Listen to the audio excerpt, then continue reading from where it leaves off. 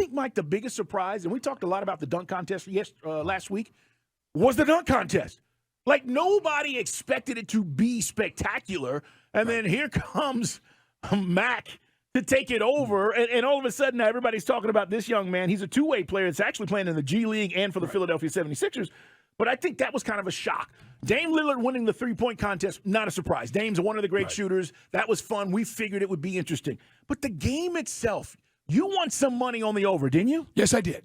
Which, again, is almost criminal. You think this game's going to be a 362 and climbing over and under. And the over, I think, is hit. My buddy who owns a car wash in Buckhead, he want to put his business on the street, but one of his bets, always bet the over on an All-Star game. But, yeah, it's just one of those games, and we've talked about it. Look, baseball, whether you're a baseball fan or not, pitchers are not grooving like, 80-mile-an-hour curveballs. They're throwing 99-mile-an-hour stuff. So even, other than maybe when Cal Ripken had one set up for him in his final All-Star game right in Seattle, everything you see in MLB is you've got to hit. You've got to hit because the pitching is solid. But in this case, it was what it was when LeBron throws it off the backboard to himself, which is kind of exciting. And then you see, was it Tatum did the same thing coming back the other way? Yeah, okay. But at some point, you want to see a little defense. And all the memes started popping like Kobe Bryant from years ago saying, come on, guys, what are we doing here? So, and we'll talk about it. Daytona, for me, was a big letdown. I'm a big racing fan. I thought that was not the way the race is supposed to go, but we'll get into it. Because some of these events, as sports and our expectations maybe get tempered, and I hate to be it, Carl and I say it. We don't want to be the guys that sound like the Muppets in the balcony, Statler and Waldorf. But some things were a little bit better back in the day. How do you get the NBA All-Star Game to be like it used to be? All right, sponsors put up $20 million. Winners take all. Losers, we'll see you next year. It's that simple. If I told you that there was an extra $20 million to be split among these guys, okay, I think, Mike, you'd pick up the intensity. Losers get nothing. It used to be the East and the West back in the day. Both teams, even though you lost, you got a little bit of something just for an appearance in the All-Star game. But that would, Mike, you want to amp up the intensity? Right. You want to take it to the next level? Sponsors, let's get plenty of sponsors out there. Let Adam Silver tell you, the NBA health-wise is great right now. TV ratings are great. They've got young star power. All the things you want.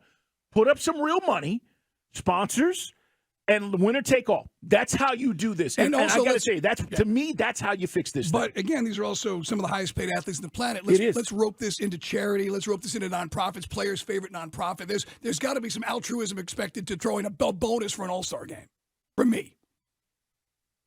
I just think, like, everything you said about the NBA is accurate. Now, I don't know how the younger demographics feel because that's the key to any sport's success and longevity. But when you've got players tapping out, the big thing, load management has become a thing this season more than ever. Love what I heard from Anthony Edwards, the former Bulldog. Ant-Man basically put it out there, kind of sounded like an OG about with all the things you and I've talked about. I think you can screw this up if you're the NBA. You can still find a way to screw this up. Just when you think you're above reproach, you're going to find that, especially when you have a commissioner who lets the players get away with everything.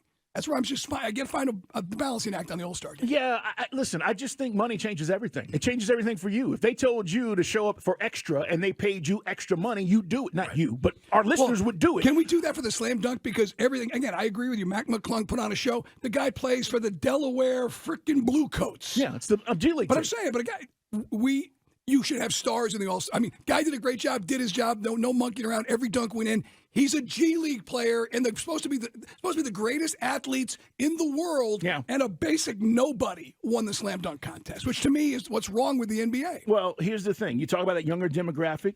Mac McClung is a huge viral monster success. He was one of these kids that was viral before, in high school and even getting into college and all that stuff. Mike, is he good enough to play in the NBA? Well, obviously, he's a two-way guy. He's working his way there. But I agree with you. If you're telling me the stars in the best – if Giannis, LeBron – pick your guys, right? The best stars in the NBA were participating in the NBA dunk contest. Right. Mac is just a sideshow.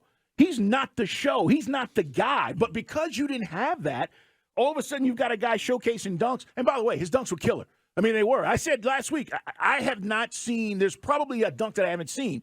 Even some of the things that he did, tapping the backboard, back reverse dunk, 360, windmill, all that stuff I've seen. The deal with this guy is he's 6 foot. Right. He's 6'2". So there's always the curiosity amazing. For a guy like Spud Webb, not to mention the plucky white kid playing for the G League team. I just thought And again, I'm not pooping on what this guy accomplished because it stands on its own. You just laid it out. He did everything you'd expect in a good slam dunk contest. Just would love to see all the guys that are superstars in the league doing what Mac McClung did. Then I'd be more interested in it. This is what Jaylen Brown said after the game when he was asked about the All-Star game.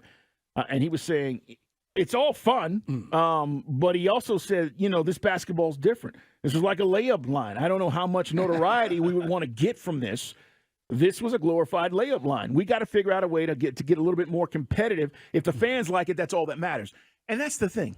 It is an exhibition game. It is entertainment. And at the end of the day, as much as Mike and I might like it to be more competitive, and I just gave you, one way to do it, there's probably 7 or 8 more ways. But at the end of the day, it's entertainment. And if you go to one of these All-Star games, you kind of want to see what you saw Sunday night. You want to see the alley-oops and the fun and the guys having a good time. That's what I think, Mike. And for the NBA, it does still work. And you mentioned that they could screw it up. The only way the NBA screws this up if they don't come up with a new CBA and then they have a lockout. That's how they screw it up. But you've got to find a way to get the players to play the schedule. To me, this has become the thing, especially for guys. Look, it's hard to tell somebody who maybe has to save up, who's making just a little bit more than $15 an hour, and he goes to an NBA game. Oh, sorry, your favorite player's on load management. That don't fly.